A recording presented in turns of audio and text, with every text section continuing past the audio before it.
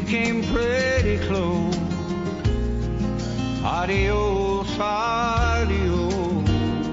Americans should sleep well at night. I have no concerns about this particular rhetoric of the last few days. I think the president, again, as commander-in-chief, I think he felt it necessary to issue a very strong statement directly to North Korea. But I think what the president was just reaffirming is the United States has the capability to fully defend itself from any attack and defend our allies, and we will do so.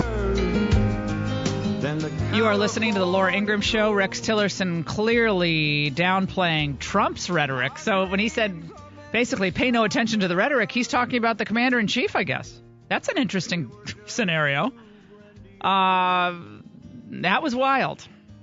One of our best guests last night, of course, when I hosted for Tucker, was Victor Davis Hanson, of course, who's in really one of the greatest, in my mind, minds and thinkers on the history of the Korean Peninsula, how we have to always remember history as we face these challenges that we're looking at today, and reminding us of how things can spin out of control very quickly to China's benefit. And he joins us now. VDH, how are you? Good to talk to you. Very good. Thanks for having me again. Absolutely. Give us your sense first about Tillerson seeming to tamp down the commander-in-chief's rhetoric from yesterday, as it looked like we were coming closer to war after the North Korean dictator made the threat against Guam. I think it's sort of the bad cop, good cop, that Trump sort of within parameters says things that are, unpredictable and erratic, and then his good cop people like Mattis and McMaster or Tillerson tell our allies or the world, look, this is what we got a guy who's really angry at you. And it's sort of like Nixon and Kissinger did. They did the same thing. And it's sort of throughout history, it's a successful formula as long as Trump doesn't say something that is interpreted as a red line or a step over line or a deadline, and then he doesn't follow through, and then it becomes bluster. But as long as he's vague, I think it's okay. We've had Bill Clinton said the same thing. He said that a war with North Korea would end in its destruction. And William Perry, of all people, I know he says something different now, but he said we should take out the missiles as they're launched. He said that about 8 years ago. So this is nothing new, even though the media thinks it is. Well, when we recall what happened in the Korean War, we lost, they initially said we lost 54,000 people. They revised it downward to 33,000. We had thousands horrible injuries. Obviously, in real dollar terms, it was up $64 billion today. It would, be up in the hundreds of billions. What do we need to remember about how precarious it would be for our involvement in another military conflict there? Well, we forget sometimes that North Korea borders Russia and China, and it's right near our ally Japan and Taiwan. So we've got interest and enemies and rivals in the whole area, and it's a long way from the United States. So in the Korean War, our biggest problem was trying to protect a vulnerable Japan, while Russia and China were sending material. In the case of both, Russia was sending manpower and aircraft defense and pilots, as well as China's million-man army. So it was very easy for them to supply the North Koreans and very difficult for us. So it's a very distant part of the world.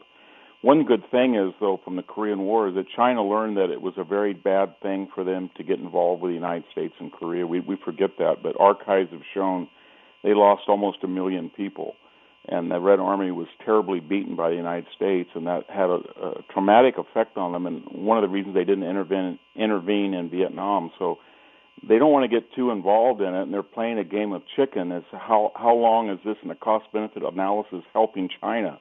And we've got to change the odds so they decide that they see it's a cul-de-sac and they stop. And the only way they're going to do that is when the price is too high to pay, and we haven't upped the ante yet. Well, I think that China has grown more powerful year after year over the last 20 years. Certainly since they joined the World Trade Organization, haven't really fired a shot in any of these conflicts that we've gotten mired in. And would they get any benefit, just to play devil's advocate, would they get any benefit from America at war with North Korea? And what would it be? I don't think they would in a real existential war, but they don't feel that's going to happen. They feel that they get a lot of benefit from getting up to that point. We get rattled. We have to put resources in Korea. We disperse our strength. We have to beg their help. They can show the world that they're a sober and judicious player and resolve. They get a lot of it out of what's going on now, but not much out of it if it escalates. They have some problems though that we're not exploiting. They've got a really angry India at them over border disputes, and I don't know why we alienated Russia to the extent that we couldn't have used them to triangulate against China. We've got a nuclear card with Japan and South Korea, so they're in a really rough neighborhood with a lot of people around them that are nuclear and powerful, or could be nuclear and powerful, both, and they don't like China. And yet we don't seem to be developing a back channel with Russia, or we don't seem to be making announcements that we support India and its struggle with China. Any of those statements would really shock the Chinese, and I think we're going to see something like that, I hope, pretty soon. Well, and the president has been, I think, so buffeted by this Mueller investigation. It has had ripple effects into our foreign policy. We saw that with the bum's rush on these Russian sanctions in Congress, which, frankly, were ridiculous. And then the president kind of reluctantly signed on to this and criticized it. So you're right, we alienate Russia further, and we lose an opportunity to have some type of, at least, alliance of convenience with Russia to put the big squeeze on China to say, you're the only one who could stop this. You're the only one who could really choke North Korea off, and we're going to use the leverage we have in trade and in other ways to get China to do what they really don't want to do, which is to lose billions of dollars in their trade with North Korea. But now we don't really have that option.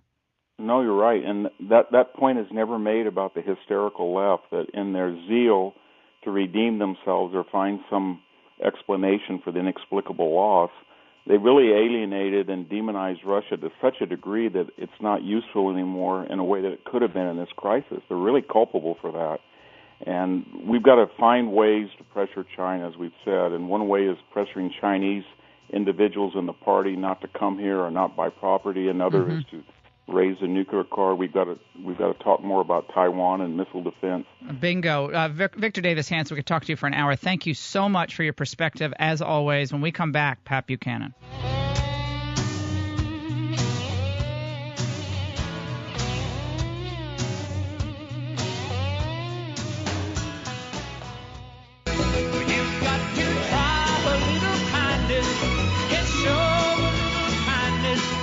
The armed forces of the Republic of Korea, buttressed by the United States, they are no match for that, and they understand that. And that's why this nuclear capability, which they will not give up, is their ticket to survival. So they're not going to give up those nuclear weapons. I think we need to talk to them, we need to have dialogue with them, but accept the fact that they are a nuclear power. James Clapper, former Director of National Intelligence for Obama. We just have to live with it. North Korea is going to be a nuclear power, and there's no way to stop it. Joining us now, Pat Buchanan. And Pat, you remember the going was good back in the 1950s, 1950, 51, 52. The 40s weren't too bad either. Yeah. Well, the Korean War was pretty rough, and Eisenhower ran for president in large part to end the war in Korea. And he left office as one of the most popular Republican presidents ever, and in large part because he brought peace to the United States. No one wanted to stay in that war. He got us out of that war, and that was a big part of the campaign, big part of his election appeal. And now it looks like, at least yesterday, we were edging closer to a war that would end in the deaths of perhaps millions of people. Well, I recall that very well. I was in a hospital, frankly, had a broken leg and was in traction and a body cast for 3 months. Wow. And this was back in 1960 when the war began. And as I told folks, my mother would bring me newspapers and magazines every day because you're lying on your back in that hospital. And I said at one point I knew the battlefield better than MacArthur, from just reading. But let me say this about Eisenhower. Truman left office as the least popular president almost in American history. And I came in and said he would go to Korea, which in effect meant he would end the war. Right. And it is said that Ike ended the war by giving a quiet threat that if the Chinese and the others did not conclude a truce or armistice along the DMZ where we were at that point, that he would take off limits on all weapons we used, which was a signal we might go to nuclear weapons. And China had none then, and of course North Korea had none then. And I think the Chinese, the Russians, and the North Koreans concluded they had bled America as much as they were going to be able to do. But you're exactly right. Eisenhower refused to intervene in Hungary during the revolution. I remember that very well. I was in college, and people were up in arms saying, do something about this horror that's going on. And Ike ended his administration as one of the most popular presidents in history. It was a time of peace and prosperity, and the 50s were by and large good times in America. I thought after the president's comments yesterday that a lot of the neoconservatives would be pretty happy, because they always seem happy when we're off to war. I mean, they just seem like they're happy. They're happy warriors, but most of them, with the exception of people like McCain, weren't actually in battle. But nevertheless, John McCain yesterday came out and criticized the president, in part saying this. I don't believe that President Reagan or President Eisenhower or other presidents that I've admired would have said the same thing. They might have done as much as we could, but not that kind of rhetoric. I'm not sure how it helps. What do you think's going on there, Pat? Well, let me say this on the neocons and McCain. On this one, I do agree with McCain. Rare agreement with John on this one. I don't think the fire and fury statement added anything. But let me say this: the neocons, I don't think are terribly excited about a war in Asia. Really, they got their gun sights right now. They're very anti-Russian, and they're of course got their gun sights on Iran. And this would be if you get into a war in Korea, it could be a horrendous thing. And I don't think the neocons want that any more than anyone else does, to be candid.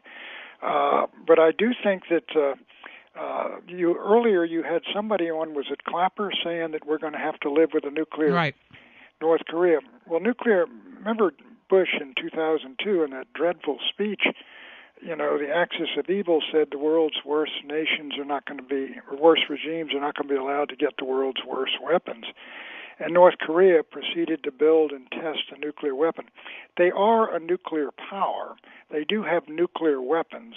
The question at issue is whether the United States is going to tolerate and live with the ability of the North Koreans to deliver a nuclear weapon on American territory, not just American territory like Guam, but the American homeland, Anchorage, Alaska, the west coast of the United States, Denver, and Chicago. And McMaster says Trump will not tolerate that, and that is utterly unacceptable.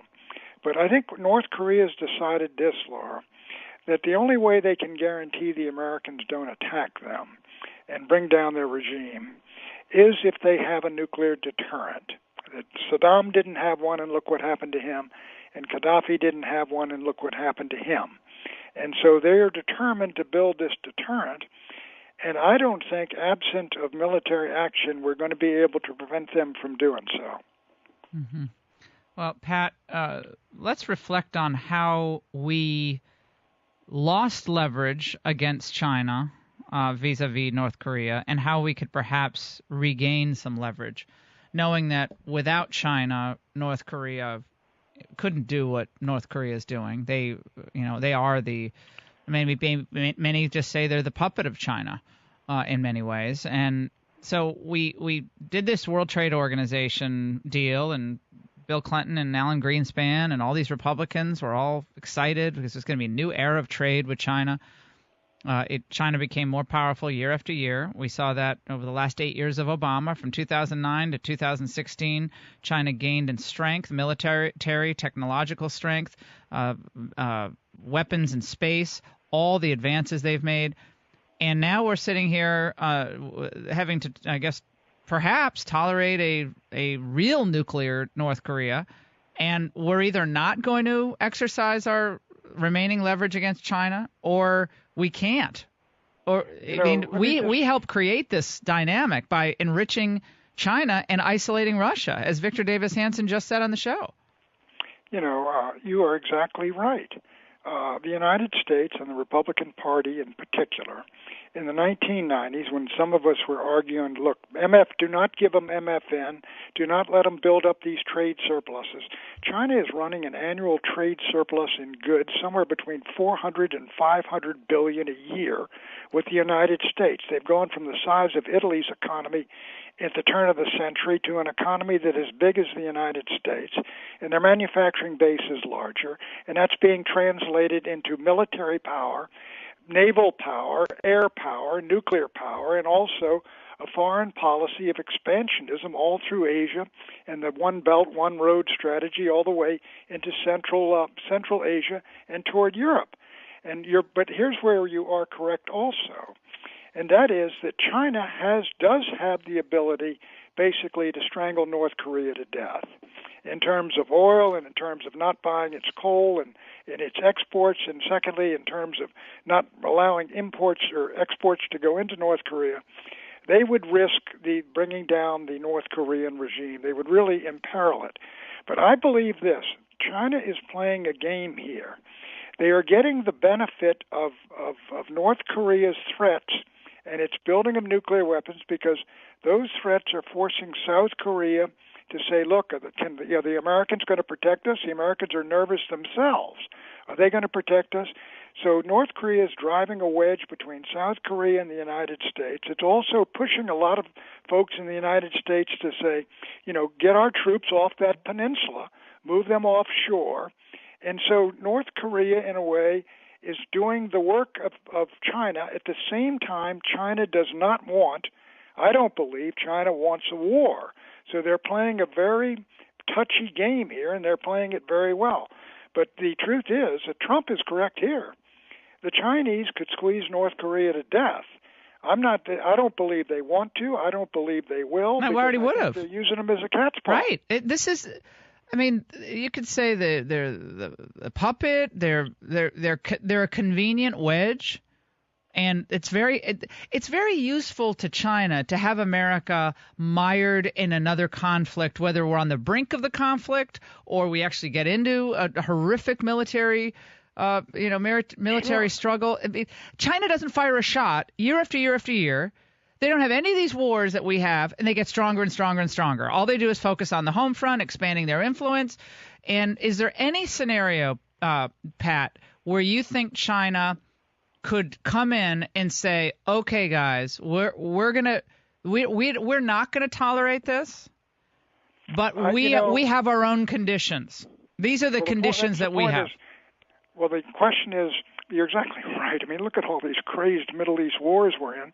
The Chinese just observe that and stay out. They're build up their strength. The Americans have been fighting, 6, 7 countries, if you throw in Somalia and the others, in the last 15 years. We're all bogged down there.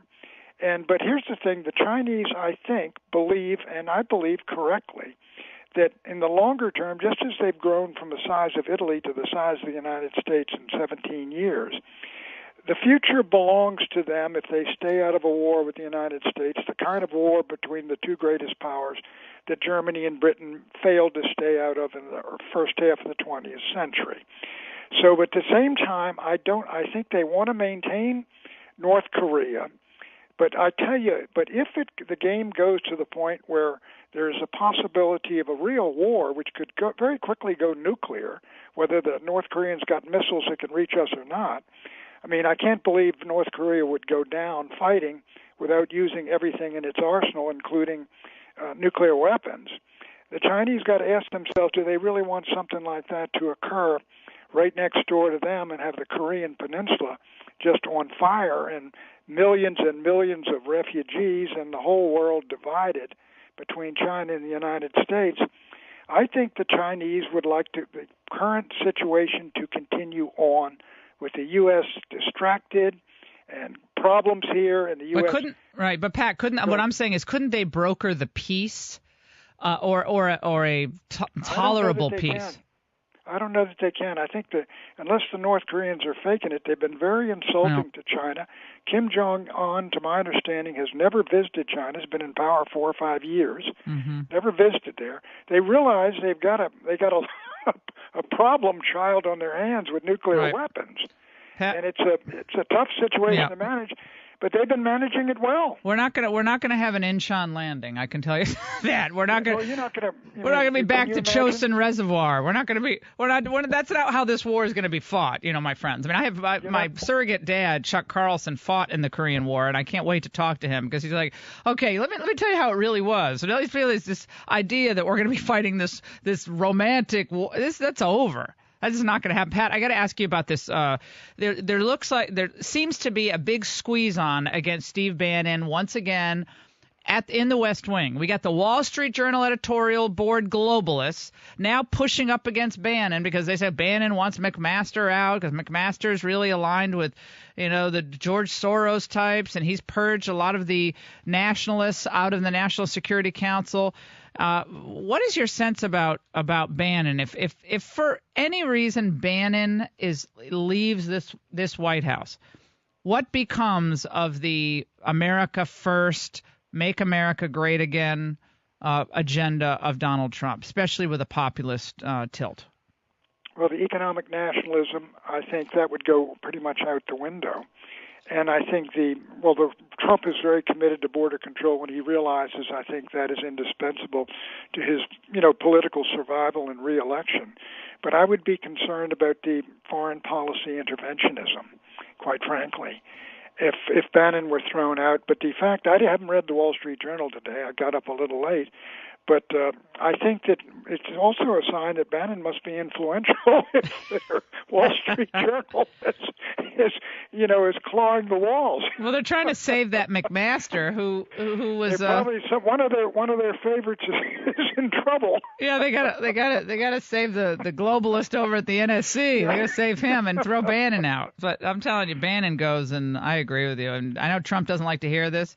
You gotta stay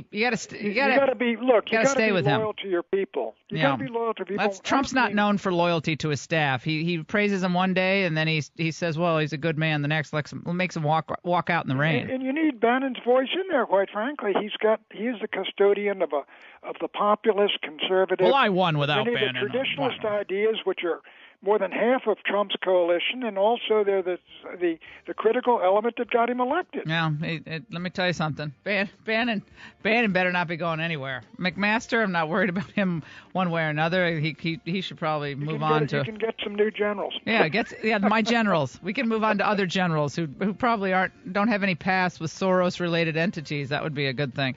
Pat Buchanan, always great to talk to you. Thanks for your perspective, historical and otherwise political. We'll check back with you soon. We'll take a break. Don't go away. The Laura Ingraham Show.